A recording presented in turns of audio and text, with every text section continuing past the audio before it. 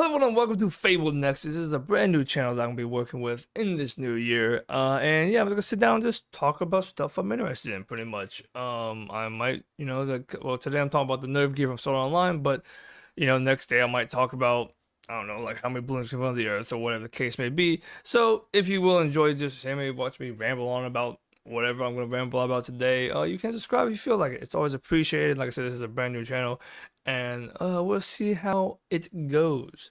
But yeah, like I said, first thing first, I'm gonna hit here and talk about the NerveGear from Sword Art Online. If you don't know what that is, you haven't seen Sword Art Online, or you don't really watch anime like that, or like that. Pretty much what Sword Art like the NerveGear is a full dive. It's called a full dive VR headset.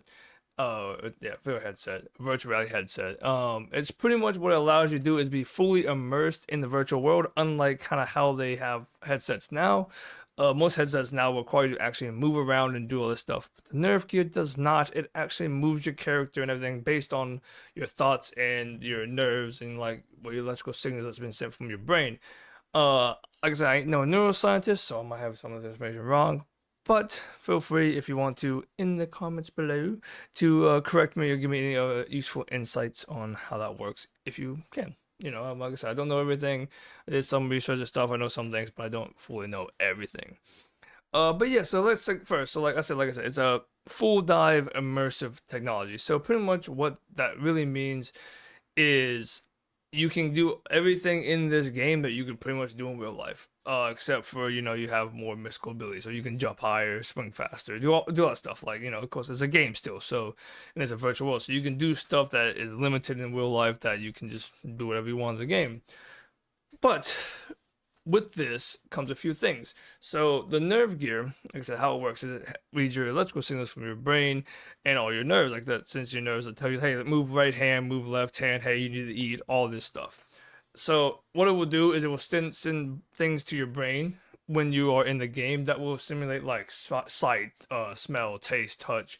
Pretty much allowing you to move your body and have all the sensations that you will in real life. So let's say like in the game that you go and you order a burger. Well, your brain, like this thing is gonna send to your thing, hey, you're eating a burger right now.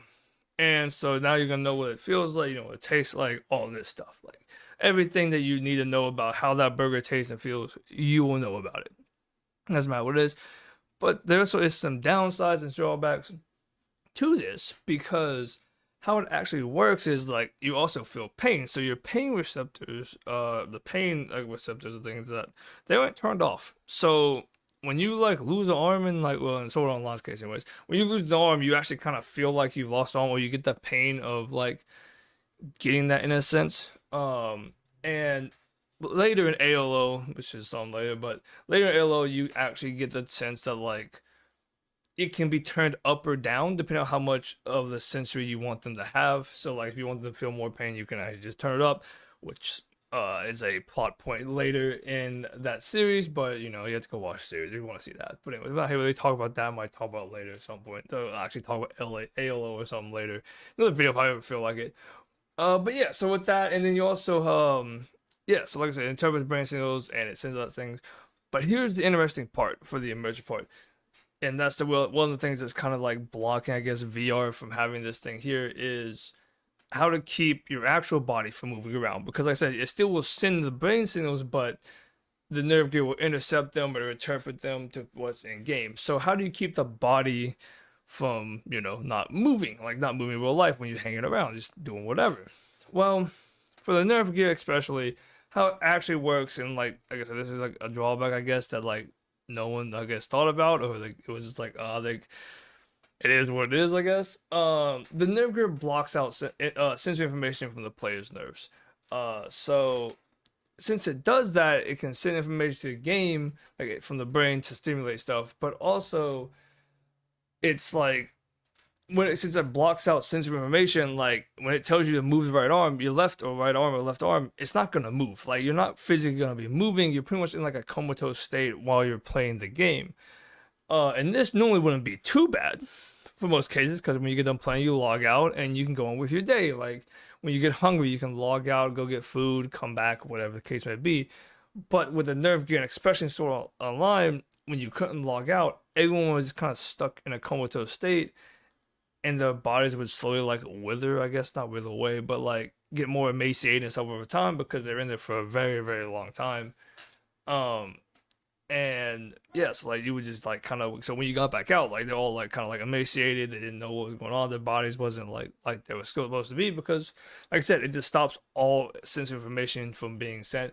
Like, of course, you're not really going to like nothing really really bad is gonna happen to you. Like, I mean, I guess you could pass away in a sense and everything like that, but normally for like anime logic, I guess as well, because I'm not sure like how that fully works. How they most of them just didn't die of like starvation or thirst or something, but you never know. It's some anime, anime logic we just throw out the window. But yeah, so that's why it actually when people use the headset, it is very intuitive that they say when they wear it over their head and they sit in a comfortable position because, like I said, they're gonna be in there for however long they're playing for. And I think for Sword Online it was 2 years, if I remember correctly. I might have to go back and check on that. But I think it was 2 years, if I remember correctly, that were in that game. And pretty much how it works in the game and how it works is you sit down and you will say link start, and then that's when it will, once you hears that voice command, it will turn off your sensory motion, like I said, in real life, and then you will boom, go into the game and you can control your avatar and stuff like that. Now also what the cool thing about the thing is with it is, so the NerveGear knows what you look like. So it knows what your face looks like. It knows what your face is like, all this stuff. Um, so it has these things called high density microwave transceivers. Uh, and I looked it up, and pretty much what it seems like it is it's pretty much a thing that can receive information really fast, and so that allows it to like know exactly what you look like and how it can like read your data real quick and all stuff. So pretty much it's a really high speed way to like collect data or electrical signals, I guess, and use that to do whatever. Um, Also, I'm pretty sure in the show, the other thing it wants to do is it let them pat down their bodies, so it kind of knew like what they look like. Because of course, in the game, this might not be every game, but in that game in particular, it's like, oh, like he didn't want no fake people. So if he was a dude in real life, he was gonna be a dude in the game. That's how it worked. Um, so all these people that make their character stuff, like yeah, it didn't work too well for them. They kind of just had to switch back to whatever they originally they are. But yeah, so like I said, it kind of got you rough hiding everything from you using that sensory data of like patting yourself down to get that data of say how tall you are, how like built you are, like your muscle, like tension, not tension, muscle, like your toneness, how like toned you are, all that stuff, and they put that into the game. But yeah, like I said, there's a bunch of drawbacks. To it, it seems. One of them I'll do in another video about how like actually like what actually happens to you when you die in a game, which of course is explained, but I want to talk about it. So let's talk about it. We'll talk about another video though. So if you like I said, if you want to see that video, you can subscribe and everything to make sure you're, figure out when that one drops. I don't know if I'll drop it in the same day or not. We'll see how it goes.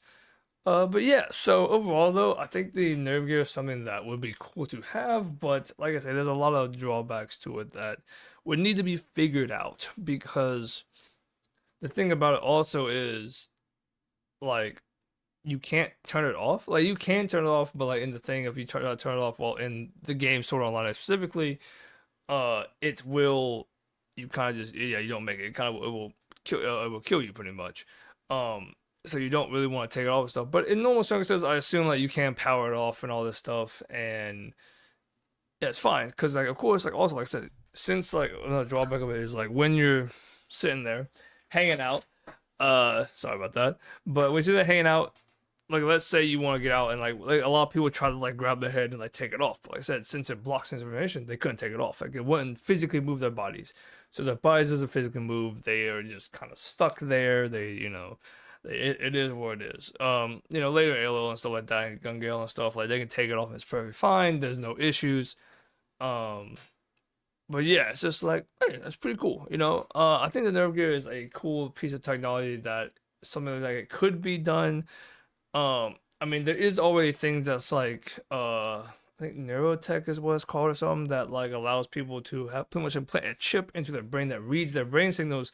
So if they've lost limbs or something, they can have an arm that can actually move and respond like it normally would because that's pretty cool. Like in medical ways, that's actually a pretty nice thing. But a lot of people really want that gaming like sense of like, hey, I can just sit there and like, yo, thank my person and move in here and move. Because a lot of times with like real life and how like you work, like if you're holding a controller, you're doing something. It's like my brain has to send a signal from my signal to my hand to tell it to close or tell it to move left, move right, crouch, what all that stuff. Like my brain has to tell my finger to do that. So there's a little bit of like delay on like actually what happens, like how it works.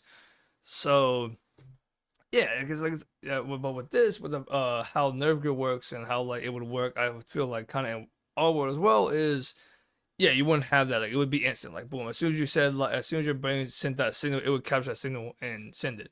Now, of course, there's like speeds of how fast it actually can like receive and put that into action as well. So there might be a little bit of trouble there. But for the most part, in Sword Art Online, that doesn't really seem to be a problem. They seem to have some super processors that can just process things at like light speed, which I think we have stuff like that now. But that is what it is. But yeah, that's pretty much all I want to talk about with the NerveGear. Probably missed a few things. There's probably some other things I could talk about. Like I said, there's another video I'm going to do about the NerveGear as well at some point. But yeah, this is probably one of the first videos up on this channel. I hope all of y'all enjoyed. And yeah, if you like I said, like at least probably twice in this video, if you guys want to subscribe to keep up to date what's going on here, that's pretty much all I got. And yeah, have a good day. Goodbye.